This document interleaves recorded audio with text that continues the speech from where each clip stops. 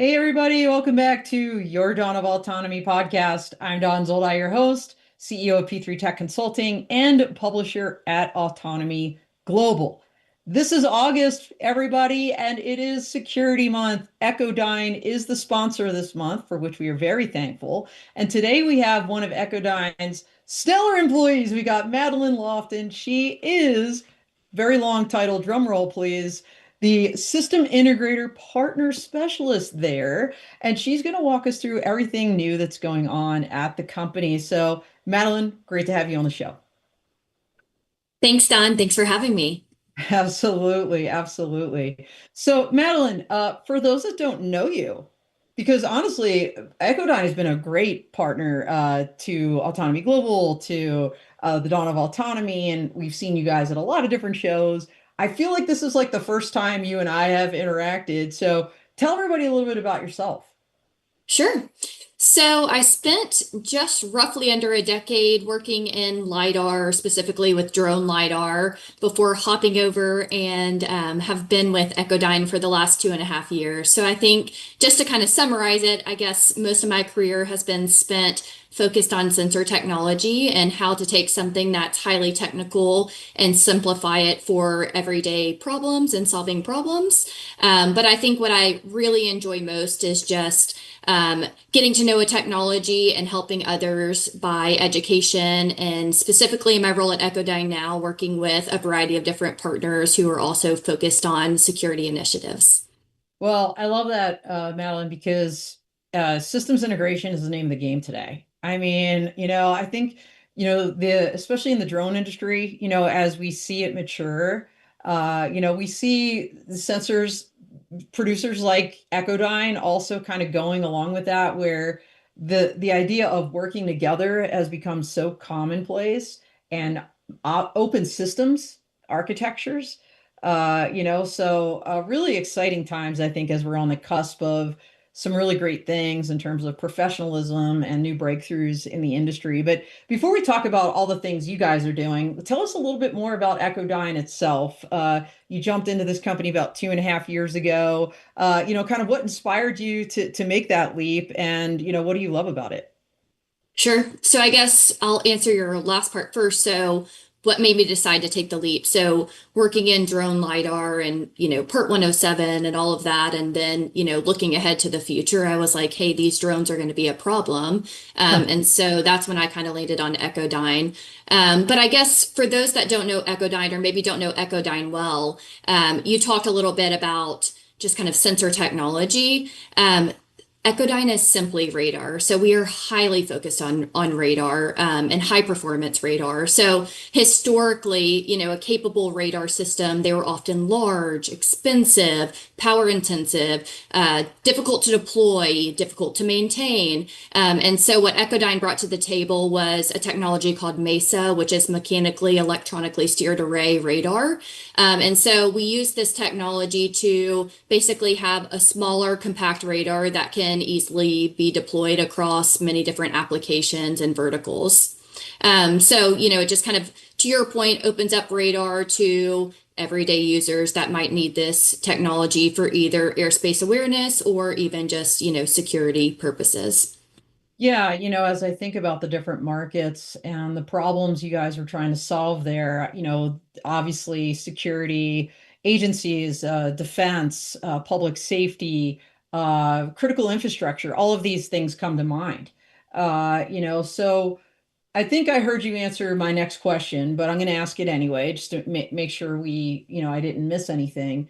The problem that Echodyne was trying to solve was to bring, right, smaller size, weight, and power and cost in terms of radar technology to all of these different folks, right? Right. Yeah, I think that's the central problem. It's security and then it's also autonomy. So if you think about it, we're heavily focused on security and counter drone right now, but then there's also the other side of it where we just need to have airspace awareness. So obviously radar is a key component in both of those. And I think talking specifically about, the counter drone problem, obviously there's a wide array of sensors that are available on the market. You have remote ID, you have RF detection, but what we're seeing seeing in the defense side, where we see these dark drones that are flying that aren't emitting signals, that's really where Echodyne and radar comes into play is, hey, radar can detect anything that's in motion. And so that's how these radars are used to solve that security threat problem. And then, of course, on the airspace side, even if you're flying drones for good purpose, think DFR, we need to have eyes on the scene. We need to know if there are airplanes flying. And so also, just enabling drones for good is also the name of the game for us here at Echodyne too. Okay, awesome. And you said DFR, and most of our audience is pretty savvy. DFR, drone as first responder, that's where public safety gets a 911 call and they'll deploy that drone, instead of sending a human patrolwoman out to the scene first, just kind of get that situational awareness. So, and by the way, that DFR is just really, it's expanded beyond public safety now. It's so interesting to see it, the energy sector adopting this concept as well for incident response and emergency response. So, and I know you guys are a really big part of that. So, you mentioned MESA, and that was a mouthful. That was a very large acronym. And, you mentioned the fact that radars can quote unquote like see anything, right? Like, so without getting too hyper technical or scientific, could you kind of explain, the value that radar brings to the table in terms of security, systems integration as one sensor, maybe in a, kind of a multi-sensor package. So I think if we're talking, airspace, for example, I think it's user defined, right? So customer comes to us, they're interested in radar. I think it's first, hey, what do you want to see? And then from there, as I mentioned, radar is going to detect anything in motion. So whatever is in that field of view of the radar, let's say it's a person walking, it's a vehicle, it's a drone, it's an airplane. That's where it's so important to have this open dialogue with the user where they're kind of defining the purpose of wanting radar in the first place. And then obviously, from there, the radar is going to see it. And then it comes down to having, high powered software that backs up the radar that's going to say, okay, now let's classify this into just what the user wants to see. Okay, yeah, that makes a lot of sense because if it's seeing all of these things, it has to be able to distinguish between, well, on the battlefield, as an example, friend versus foe, and things like this. Bird versus drone, kind of in the homeland setting. Very cool. So walk us through then, you guys obviously have put out different form factors, different types of radar. Tell us a little bit about the product lineup that Echodyne brings to the table. Sure. So I think before we ever really get into, which I think this would go for any company that's producing technology, but I think it really does become critically important when you're dealing with radar that you understand the mission set or what the customer's objective is. And so things like range, how far does the customer want to see? Those things are becoming critically important because obviously range is so important that, the more time that someone has to act, the better. So as we think of mitigation, that's, in the pipeline, if not already available to some of our customers, the hope is that one day that will be. So when I think of our products, it's so important to kind of line that up to, what the individual is trying to do with the radar. So the first radar in our lineup is EchoGuard. That's kind of our first generation radar. So it's a shorter range system, mostly used for perimeter awareness. And when you think of our radars, well, it can be used for many different applications. Most of the time, people think of us, they think of drone detection or detecting airspace around us. So again, EchoGuard, kind of our shorter range system. And then our newer radar that's been out for the last few years, this one is selling like crazy, is the Echo Shield. So it's about 3 times the range of the EchoGuard. So again, when we're thinking range, when we're thinking situational awareness, obviously range equals time, more time to act. And so I think that's why we're seeing a significant uptick in the Echo Shields. And then we also have a product called Echo Flight. And Echo Flight is basically a radar that's mounted to the aircraft to be used for detect and avoid applications. And then all of this, of course, is powered by our software. So we have a new software that was recently released called EchoWare. And so again, that's used for, operation, integration, and kind of getting that value out of the data that the radar is outputting. Wow, you guys have shrunk that form factor down to a size that can actually go onto a drone. Yeah, it's super small. So about the size of maybe a little large, between the size of, say, an Apple iPhone and an iPad. So it's very similar form factor to the Echo Guard minus the heat sink. So small enough to go on, a drone. Wow, that's super cool. So, just kind of in layman's terms, someone has no idea kind of what your company's about. How would you describe, just kind of as a general proposition that the radar systems from Echodyne to someone that's new to your company? So I would say, I think some of the key differences are accuracy. So, when we're thinking of radar, accuracy is critically important. And, I think this is the case oftentimes with sensor technology. But, it was described to me when I started at Echodyne, and it's really stuck with me through the years. But, just a single degree of accuracy, that's often a radar. When we're thinking about seeing out at range, that could equate to a semi truck difference. And so, as we're talking about radar being a piece of a larger stack to create a solution, another key importance is once the radar detects, it may signal another sensor to put eyes on whatever this target is. And so, without good accuracy, once a camera goes to try to find that target, if the radar isn't accurate, it may search the scene for a long period of time before being able to verify that that target is there where the radar says it is. So I think that's something that we repeatedly hear from our customers is that, Echodyne's radar systems are highly accurate. Yeah, so accurate and easy to deploy, I think, is another thing that I always hear as I'm kind of going around the industry. So tell us a little bit about that in terms of, you mentioned, and we saw some images that you just recently, how easy is it to put up, whether it's the Echo Guard or Echo Shield, equipment out in the field? Well, it's so simple, even I can do it. So I would say that, but oftentimes it's us training our partners. So when you think about it, Echodyne is typically integrated into maybe a solution stack.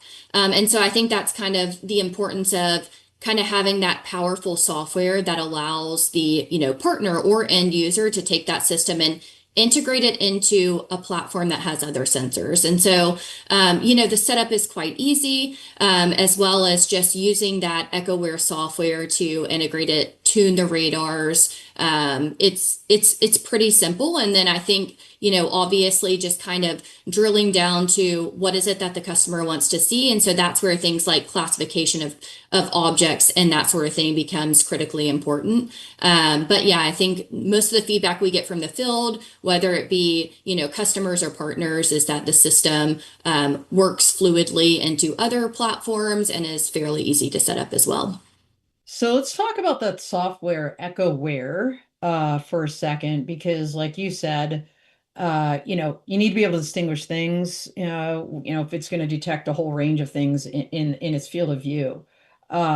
So AI is the name of the game lately. I assume there's some kind of artificial intelligence in the back end helping kind of learn what those objects are, and then when things are spotted, helping to classify and categorize those.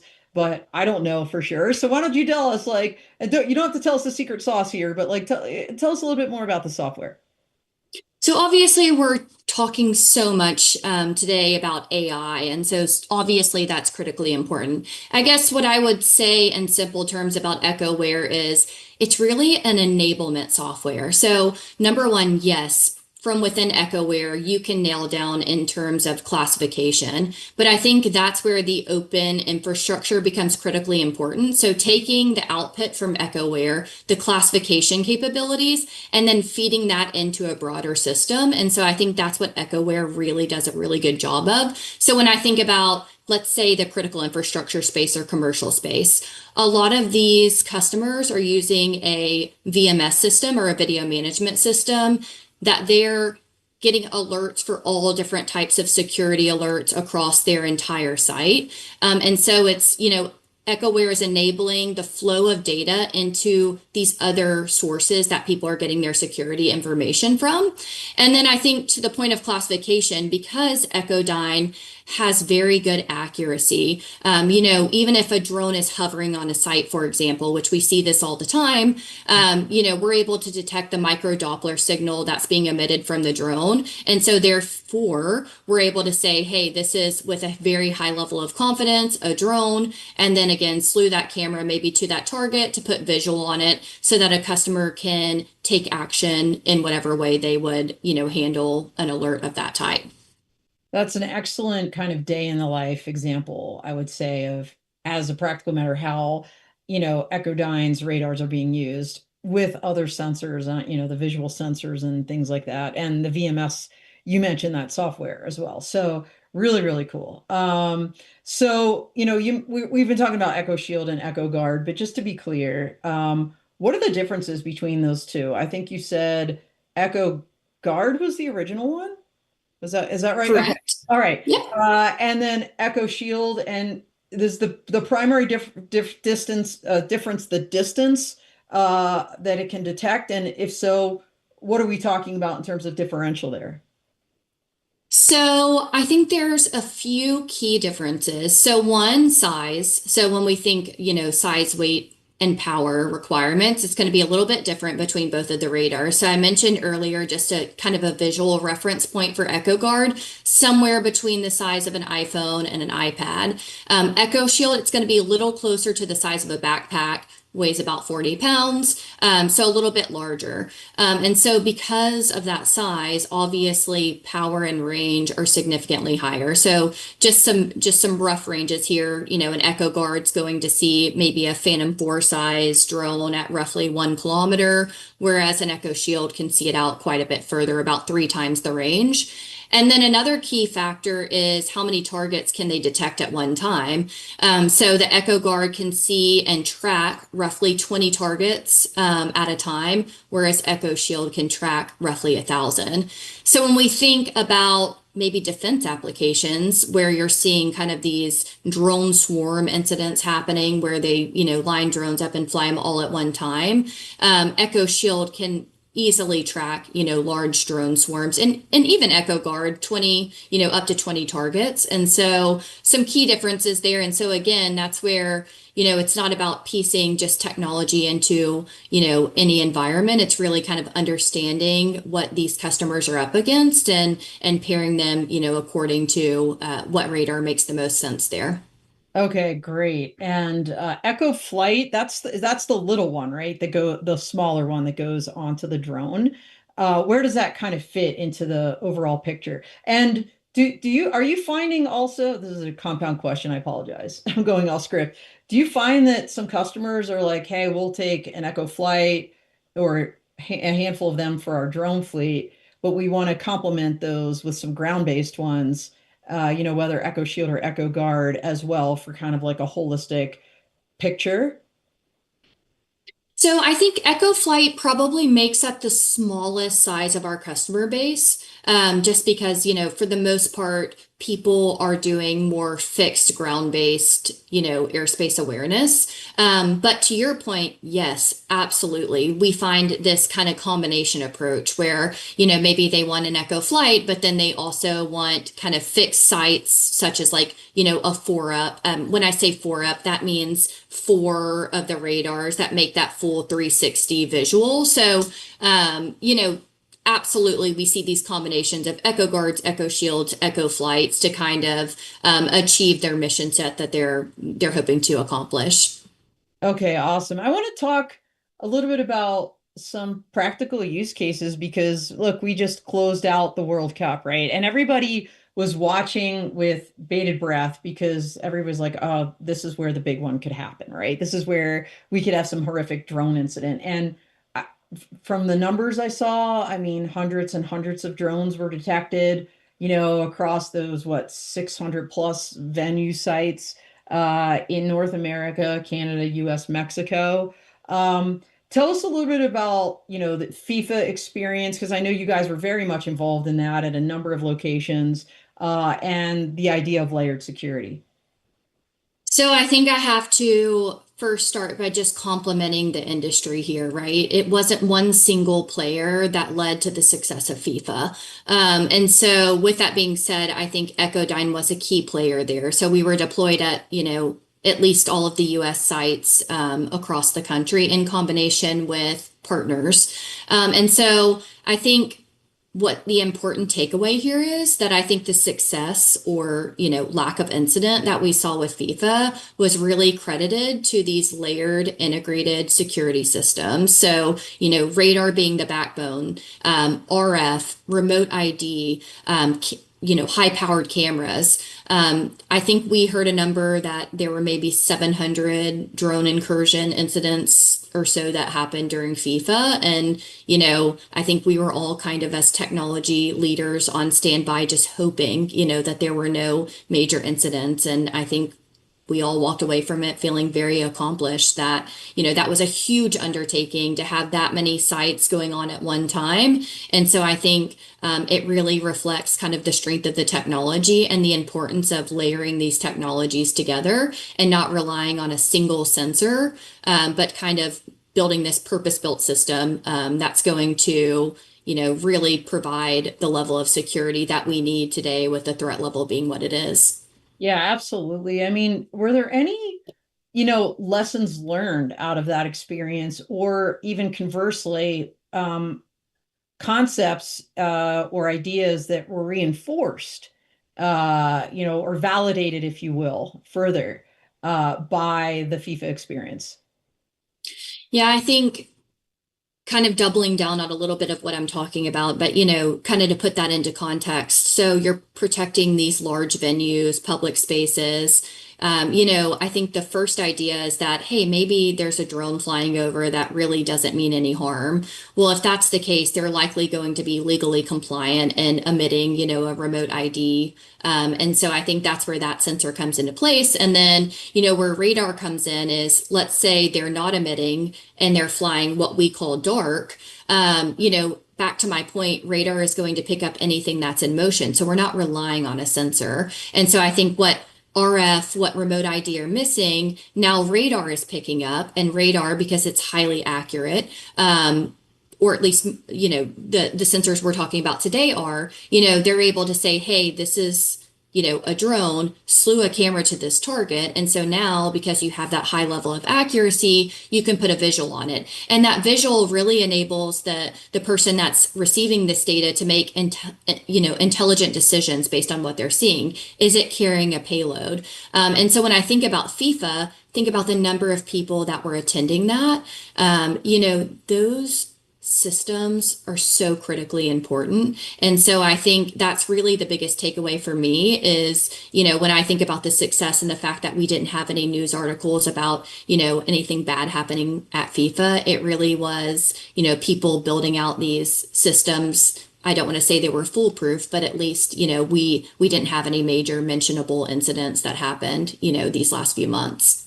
Yeah, I think that kind of gets us full circle back to kind of where we started the conversation about integration for purposes of security. There's really just no one size fits all solution, right? And I love what you said earlier about how you tailor, your recommendations to a potential customer or stakeholder to their mission. Because every mission is different. And that also means that maybe every kind of integration or every system, as you called it, would be different too. But with radar as a key backbone. So let's talk a little bit about critical infrastructure. I mean, in a way, well, obviously stadiums are critical infrastructure when you think about it, at least according to the DHS, like 16 categories of critical infrastructure on their website. But I know this sector, it was so interesting, Madelyne. I know some of your teammates were there at the Energy Drone and Robotics Coalition Summit in Houston this year.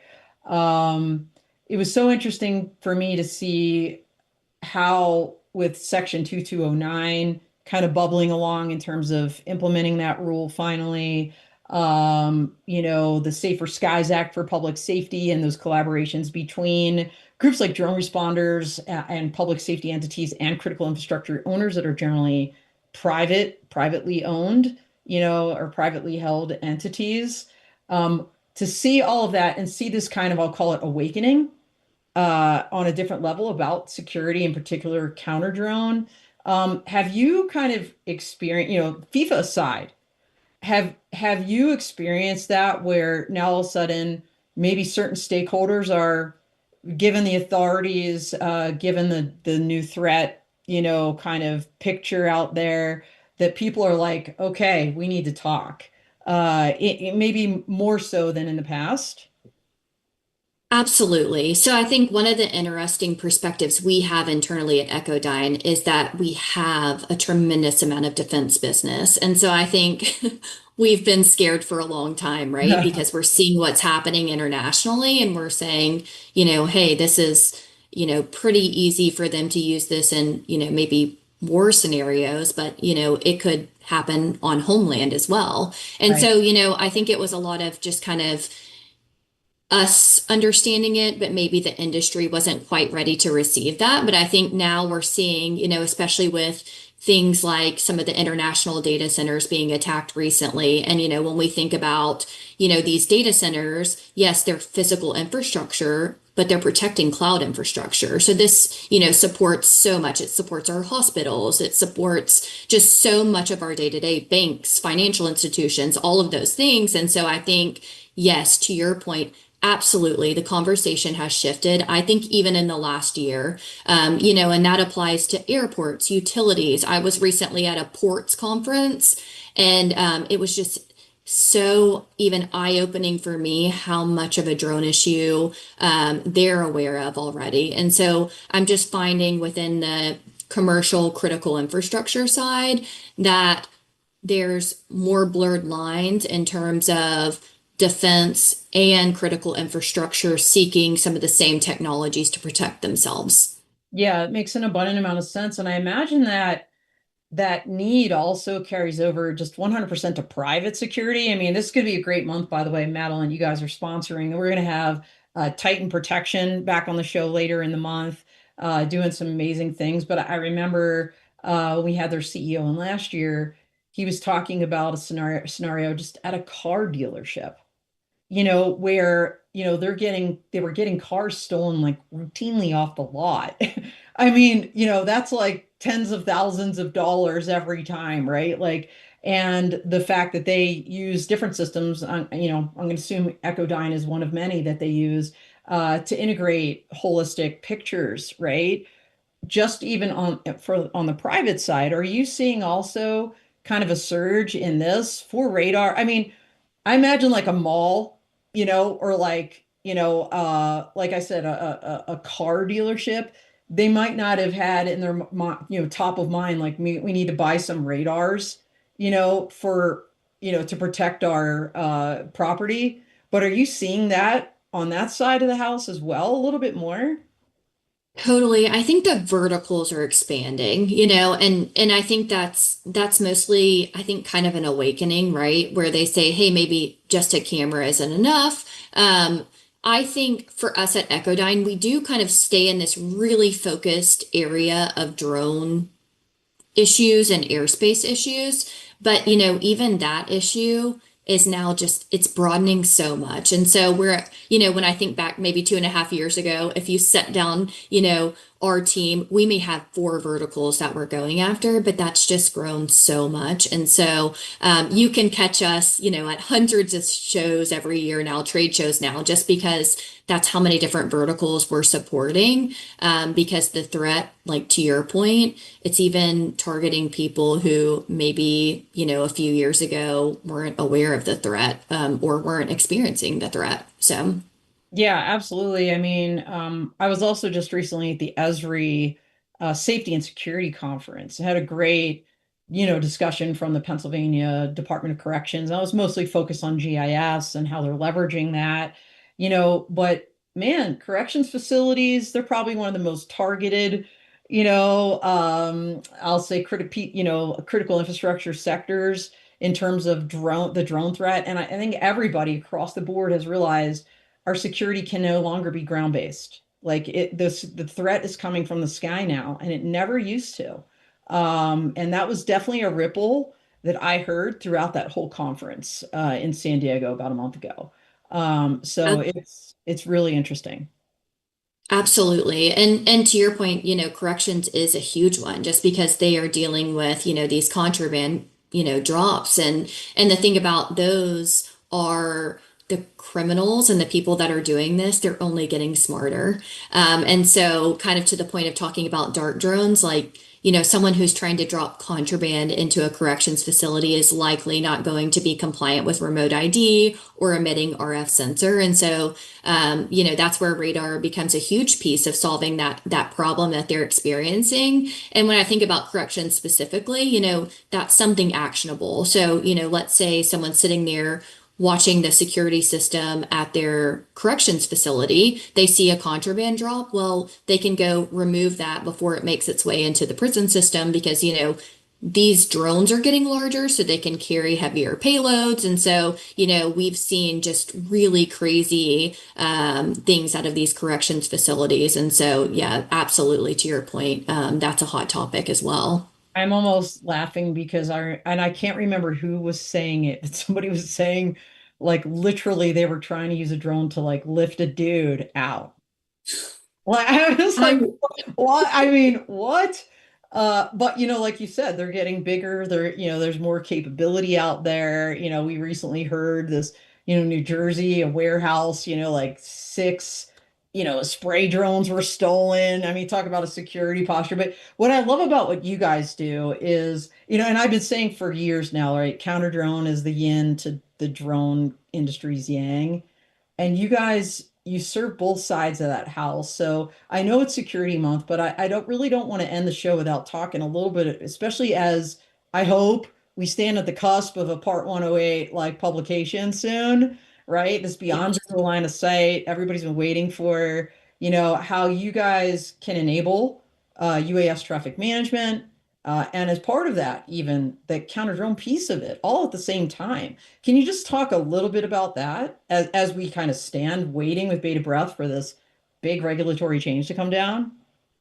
Absolutely. So I think we at Echodyne have seen a tremendous uptake in DFR, so working through partners, but with some of the legislation changing towards state and local law enforcement being able to take some action against drones, well, they also need to be able to fly drones for other purposes. And so absolutely we are deployed on so many, different areas, especially like these metropolitan areas where they're highly trafficked, with maybe even state police drones that are flying around. And so they need to be able to do a couple of things. One, when they're flying their own drones, they need to make sure that the airspace is clear for them to get from point A to point B safely and not cause any issues.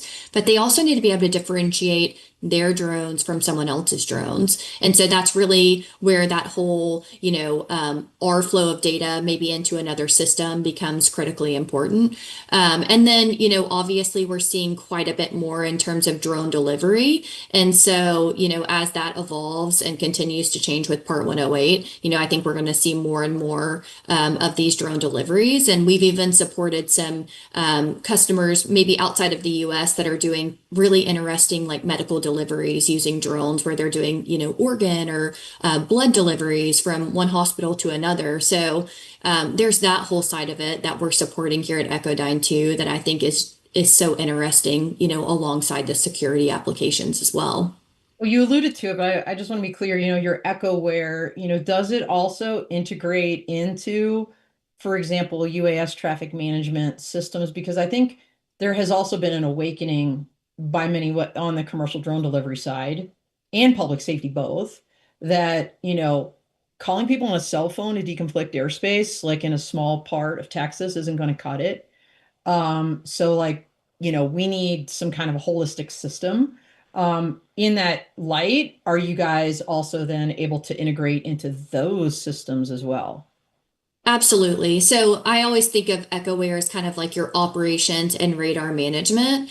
And so then from there, we're open source. So you can take the radar track data and basically take it into any platform. And so, yes, we absolutely see that, especially for the more airspace awareness where they already have maybe these broader platforms that are serving their purposes today. And so now they're just taking basically the radar track data and feeding that into kind of a broader system. Okay, excellent, excellent. So It's already August. We're a little bit past the halfway point of this year. As you kind of look back over the year, what would you say have been kind of the biggest highlights for Echodyne this year? So I think one of our biggest highlights actually just happened. So I'm not sure if you saw any press recently, but we just opened a really large manufacturing facility. So it's around 70,000 square feet, based near headquarters in Kirkland, Washington. And so that's really exciting. I think one, it's a reflection of just how fast Echodyne is growing.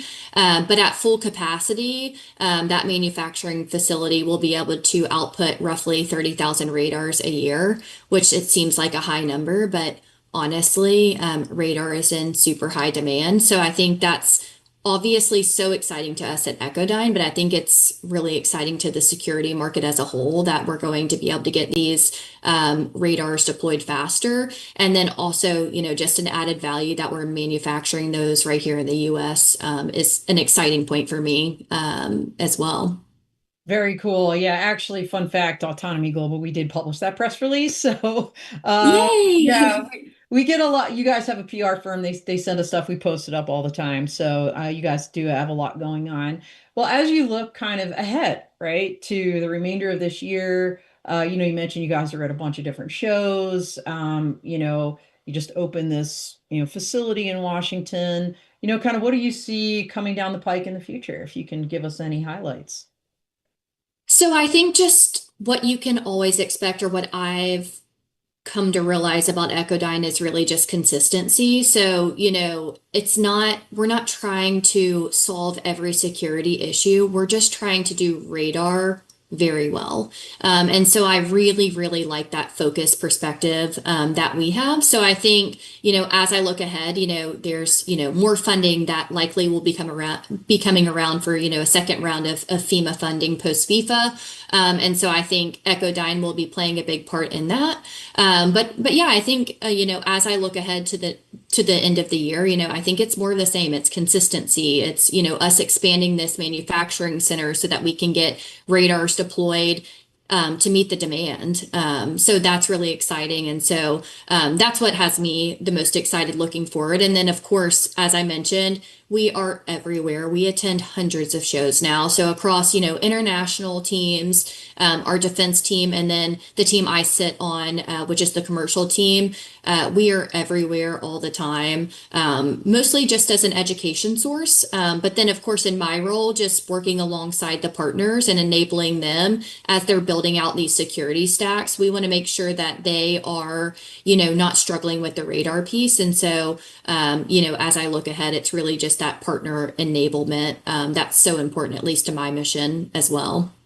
Yeah, and I have to give it to you guys. You guys do have the best swag, so shout out to Kara Casada in the background there. You've got those Radar Love socks, and hold on. Hopefully is my camera gonna follow me? Okay, I'm not. Let me hold on. Let me lock this in so I don't jack it up. Give me 1 second. I want to show you. No joke. I This is my backpack that I bring everywhere, and I've got your Radar Love. I love it. Actor. Yeah, so yeah, huge fan. Obviously, I've been a fan for a while. You guys are doing great things. And by the way, as we look into the crystal ball going forward, 2027's right on the horizon, but LA Olympics are 2028, and thank goodness we got through, like you said, the FIFA World Cup. There was actually the 250th birthday, which I think wasn't as big as people thought it was going to be. It kind of fizzled out a little bit, but the Olympics is the real deal. And that is on the horizon. And I know that planning has been in place for years now. And we're seeing this kind of new energy around eVTOL or air taxi, right? Technology, and what role is that going to play, if any, in the Olympics? And of course, drones will always be a part of this. So I think, as we look ahead to not only next year but the following, that Olympics is probably the next big, kind of U.S. event in terms of not only airspace awareness and flying drones for good, and DFR, but also on that flip side, as we talked about that counter drone, capability. So I think, let's just put it this way. You guys have some job security here, not only now, but well into the future as we see this industry really kind of growing and thriving. So really exciting times. All right, we have like 5 minutes left, and I want to make sure, Madelyne, that we covered everything you wanted to talk about. I didn't miss anything. Was there anything, that I didn't ask you that you wanted to tell our audience about?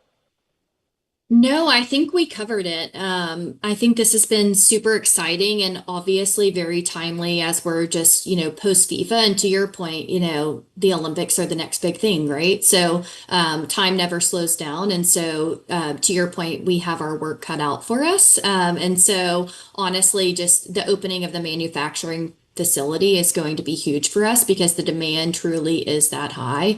So I think that's super exciting. And then I think just one other point, is really, deploying a system, it does take time. So, as we're thinking ahead of, we're having this conversation now, but where do customers want to be in 2027 and beyond? The idea of, a layered solution, you're taking multiple different sensors, feeding them into software. It's not something you want to just do quickly, and so I think just, putting some forethought into that to make sure that you're deploying something that's going to work well, not just for today, but for tomorrow's threat as well.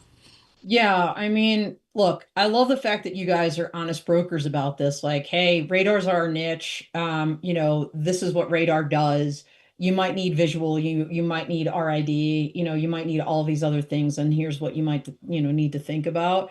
And that is exactly what I've heard multiple times from the stage at so many events I've attended, as far back as I think March when I went to New Jersey, Shore to the SOAR. David Lewin was there from your team, and with this FEMA money dropping, you're right. People are maybe quick to go out and just buy something, but taking the time to plan and really understand not only the mission set, but the threat environment in that area, I think is so key. So to your point, looking out way ahead beyond 2028, we've got the Olympics in Utah, 2034. And if you talk to any of those, eVTOL companies, they'd say, yeah, we're going to be flying there, and I think it's just going to be a whole different ball game. So it's going to be interesting to see all of this evolve. But in the meantime, everybody can like find Echodyne almost anywhere and everywhere. I assume you guys will probably be at the commercial UAV Expo in Las Vegas. Like that's the next kind of big one on my radar, no pun intended. So looking forward to seeing you guys there. And any other places you wanted to point out where people can find you, or just generally tell them how they can reach you and learn more. Absolutely. So yes, most events that you would think radar would fit, we will likely have presence there. So we'll have a group out at commercial UAV focused on especially that ground-based detect and avoid sector, as well as just a new guy we hired that's focused on legal affairs, that sort of thing. They will all be out there and present.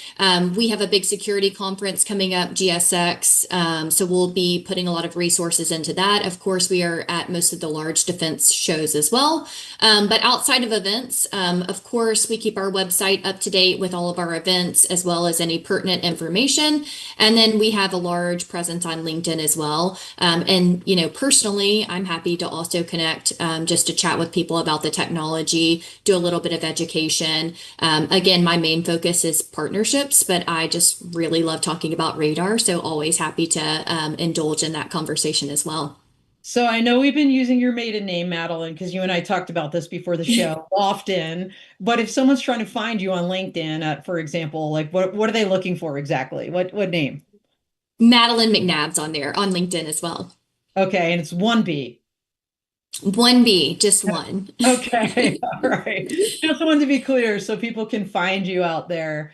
So very good. And speaking of events, everybody, if you haven't signed up yet and you're headed to commercial UAV, and goes for you, Madelyne, and your whole team, Autonomy Global is sponsoring our sixth annual Flash Mob Networking Happy Hour Monday, August 31st, at the Carnival Court, Spandex Nation. we'll be on the stage again. So we're really excited about that. So hopefully some of your teammates can join us. The registration link is on Autonomy Global. So very cool. And everybody, we've got the QR code here for Echodyne. If you haven't checked out their website, check it out. Reach out to Madelyne, learn more. Madelyne, thank you so much for walking us through really kind of the core purpose of Echodyne to provide that radar as part of an integrated holistic security and airspace awareness solution for so many different stakeholders. It's been a real honor to have you on the show and to meet you today. And looking forward to watching Echodyne, learn more.